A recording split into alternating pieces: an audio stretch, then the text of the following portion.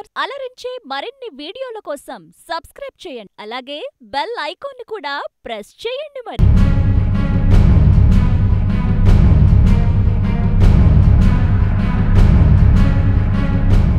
దానికి ప్రత్యామ్నాయంగా ఎవరు కావాలి అని చెప్పంటే ఒక పార్టీగా బీజేపీ, ఆ పార్టీ కంటే ముఖ్యంగా ఒక వ్యక్తిగా నరేంద్ర మోదీ.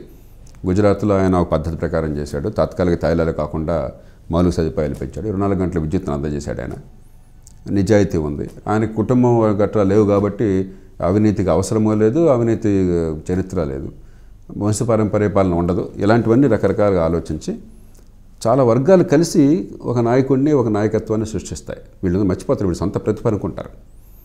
ఒకటి వాళ్ళకు ఉన్నటువంటి బేసు, ఆ హిందుత్వ బేస్ ఏదో ఉన్నది. ప్రపంచంలో అన్ని చోట్ల రైట్ వింగ్ వర్గాలకి మతం బేస్ ఉంటుంది అంత కొంత. అది ఎప్పుడు కూడా నారో బేస్ అయినా బలమైన బేసు, దీర్ఘకాలం వాళ్ళతో పాటు నిలిచి ఉండే బేస్ అది. కానీ దాంతోనే ఎవరు గెలవరు. దాంతోపాటు ఒక నిజాయితీ అయిన పాలన, రాజకీయాన్ని పరిపాలన బాగు చేసేవాళ్ళు, సమర్థులైన వాళ్ళు ఉండాలని ఒక వర్గం ఉంటుంది. అది దానివల్ల బోల్డంత బలం చేకూరుతుంది. దాంతోపాటు ఈ ఆర్థిక విధానాలు మార్చాలి, ప్రభుత్వం అన్నింటిలో చేతులు పెట్టుకోకూడదు, అధికార వికేంద్రీకరణ ఉండాలి అని నమ్మే వర్గం చాలా గణనీయ వర్గం ఉంటుంది. వాళ్ళు కలుస్తారు. ఈ మూడు కలిసినప్పుడు దానికి బలం విపరీతంగా వస్తుంది. ప్రస్తుతం అదే జరిగింది మోదీ గారి విషయంలో.